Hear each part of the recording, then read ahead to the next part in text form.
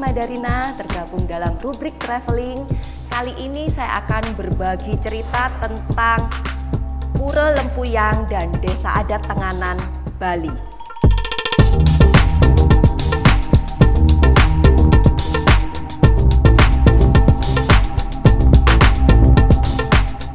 Awal tahun 2016, usai menyelam sehari di area Padangbai, akhirnya mencoba menjelajah ke area Karangasem, Bali Timur.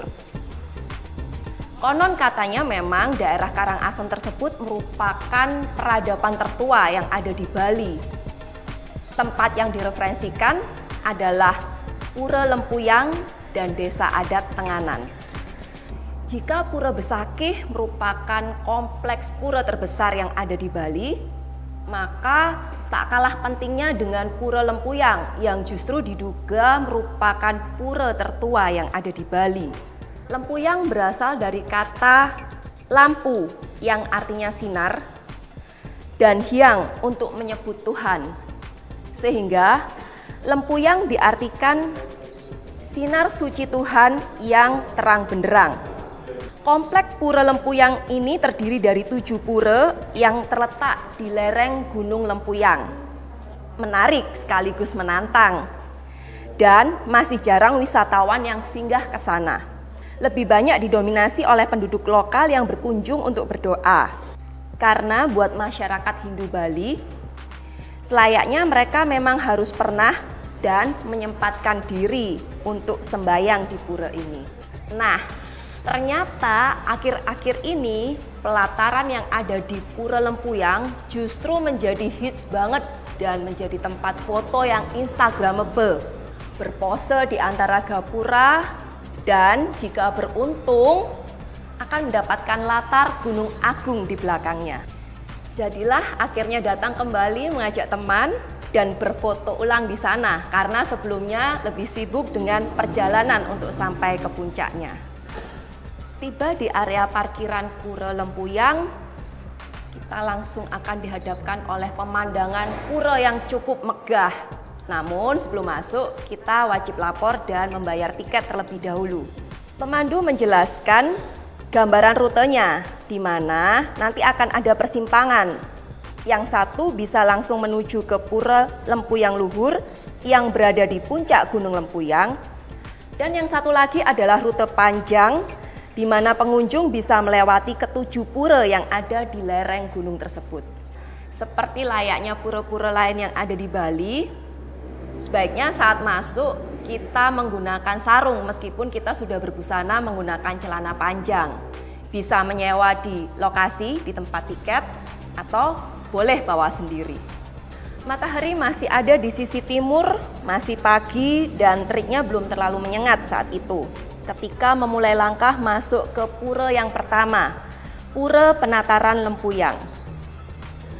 Pura yang besar dan megah yang sudah tampak sejak di lokasi parkiran tadi. Beberapa bapak-bapak berseragam kaos hijau sedang membersihkan area pelataran. Mereka bukan tukang sapu, tapi paguyuban umat Hindu di sekitaran pura yang kerja bakti pagi itu. Dari pura pertama ke pura berikutnya cukup jauh jaraknya, masih dihubungkan dengan jalan beraspal. Namun ada tersedia jasa ojek untuk menuju ke sana. Tapi sambil pemanasan tipis-tipis, bolehlah coba jalan kaki sebelum benar-benar untuk melangkah ke puncak. Pura kedua adalah Pura Telaga Emas. Tidak jauh dari lokasi parkiran ojek terakhir. Pura ditandai dengan warna emas pada atapnya. Setelah dari Pura Telaga Emas, jalanan mulai tertata rapi, berupa undakan tangga dari semen dengan kanan kiri pohon. Mulai terasa suasana hutan. Jangan khawatir tersesat, ikuti saja jalannya sampai menemukan pertigaan seperti yang dikatakan pemandu tadi. Panah yang satu menuju Lempuyang Luhur atau langsung menuju puncak. Panah yang satu lagi menuju ke Lempuyang Madya. Tidak jauh dari pertigaan tersebut, ketemulah dengan pura ketiga, Pura Telaga Sawang. Pura kecil namun mulai terasa berpijak di ketinggian.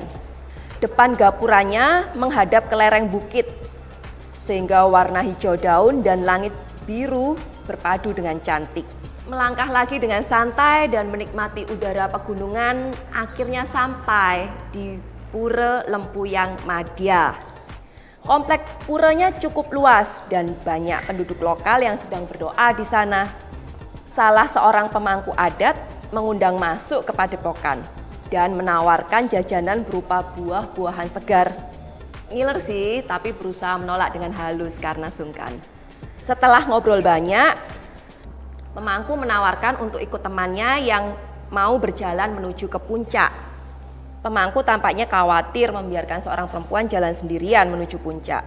Namun karena tidak ingin menjadi beban, akhirnya memilih berjalan santai dan menjaga jarak dengan pemangku adat tersebut. Menikmati alam tanpa dikejar waktu dan target. Tidak banyak sampah ditemukan di jalanan karena kebanyakan pendatang adalah orang lokal yang niatnya berdoa dan sangat menjaga alam ini. Setelah berjalan cukup jauh, akhirnya tiba di tulisan Puncak Bis-bis. Terpikir bahwa area puncak sudah dekat setelah ini. Namun ibu-ibu di warung dekat Puncak Bis-bis berkata bahwa ini masih separuh perjalanan. Dan mereka menawarkan untuk jalan bareng karena setelah ini merupakan kawasan geng monyet, alias banyaknya monyet hutan yang berkeliaran dan siap mengompas di tengah jalan, terutama barang-barang yang berwarna atau berbunyi kresek-kresek. Setelah menunggu mereka berdoa sejenak di Pura Puncak Bis-bis, akhirnya perjalanan dilanjutkan. Salut juga, beberapa peserta rombongan ini ada yang umurnya 60 tahun tapi masih kuat berjalan. Saatnya untuk berhenti sejenak, tarik nafas. Mereka menawarkan bekal cemilan. Solo traveler never alone kan? Jalanan terus menanjak sampai akhirnya tiba di gapura besar. Menarik nafas lega karena jalanan tanpa habis. Seolah ini adalah puncaknya. Ternyata salah, ini adalah Pura Pasar Agung. Dan menuju puncak masihlah perjuangan. Karena di balik pura tersebut masih ada jalur yang lebih menanjak lagi. Rombongan ibu-ibu tadi masih istirahat dan berdoa. Sehingga saatnya untuk pamit dan berjalan mendahului mereka. Sempat ketemu dengan pasangan suami istri yang mau sembahyang di puncak. Mereka mengajak jalan bareng lagi. Dan benar, tidak lama serbuan geng monyet mulai berdatangan. Cukup bawa tongkat untuk mengusir mereka. Wajah kita juga harus cukup garang untuk mengusir monyet tersebut. Karena mereka benar-benar seperti preman di kawasan ini. Setelah disibukkan dengan monyet-monyet tersebut, justru tidak terasa akhirnya sampailah di puncak Lempuyang Luhur. Tampak beberapa rombongan sedang berdoa di Pura Lempuyang Luhur. Gerbang gapura tepat menghadap ke Gunung Agung. Sungguh pemandangan yang sangat istimewa. 4 jam perjalanan terbayar sudah, menapak di ketinggian 1174 mdpl di tanah Bali.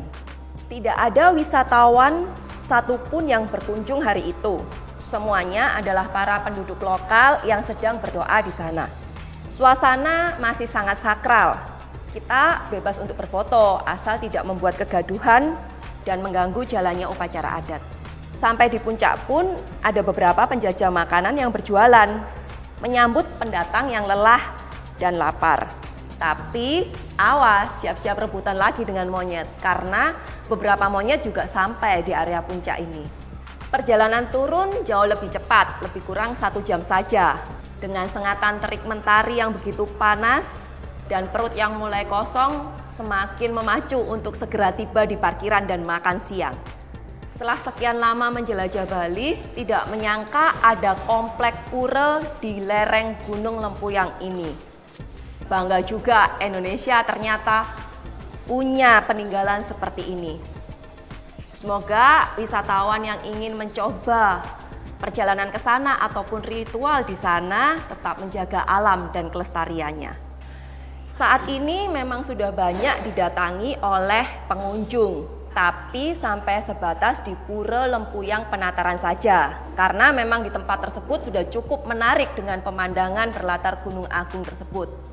Para pemandu lokal juga mulai menyewakan kaca untuk membantu memberikan efek mirroring pada foto yang dihasilkan.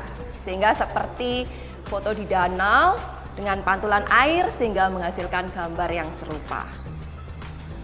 Setelah mengisi energi di area parkiran Pura Lempuyang, akhirnya perjalanan dilanjutkan ke Desa Adat Tenganan.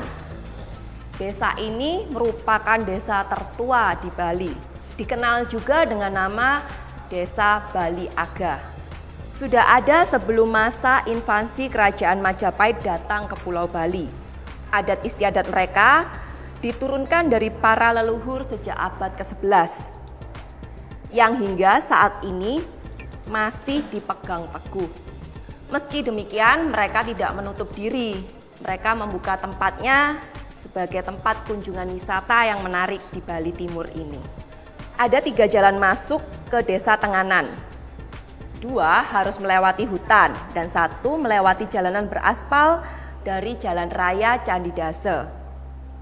Jalan ketiga inilah yang menjadi pilihan utama para pelancong yang ingin melihat keindahan Desa Tenganan. Desa Tenganan dikelilingi tembok yang seolah membentuk benteng dengan komplek perumahan di dalamnya. Masuk ke area perkampungan, terlihat beberapa hasil karya warga. Ada produk tenun, anyaman, ada kumpulan topeng, hiasan telur, dan sebagainya. Semuanya dipajang di depan rumah mereka. Bangunan rumahnya sama seperti bangunan rumah tradisional Bali pada umumnya. Hanya saja di Tenganan semua luas bangunan rumah dan pembagian kamarnya sama. Pembangunan rumah harus benar-benar mengikuti awik-awik atau aturan desa, tidak boleh asal buat. Karena tanah tersebut adalah hak milik desa. Berjalan menyusuri kampung sampai tiba di pertigaan, berupa dapur umum dengan tungku dan tempat masak yang cukup besar. Sekampung memasak bersama di sana.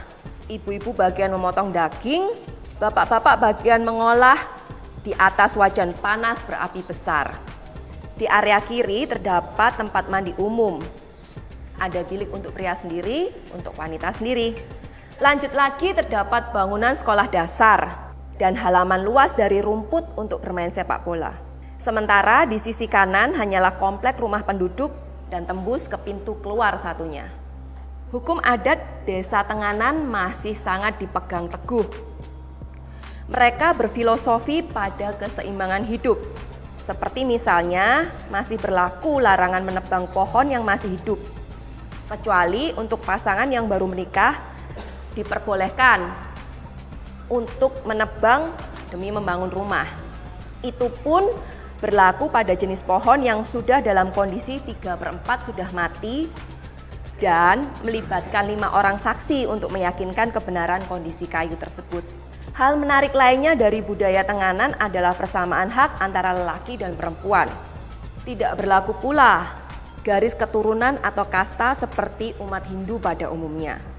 Uniknya lagi, di Desa Tenganan ini tidak akan ditemukan penjor yang seperti biasa kita temukan di jalanan rumah Bali. Penjor tersebut biasanya dibuat oleh umat Hindu Bali saat merayakan Galungan. Namun buat masyarakat desa, Hari Raya Galungan bukanlah hari besar mereka.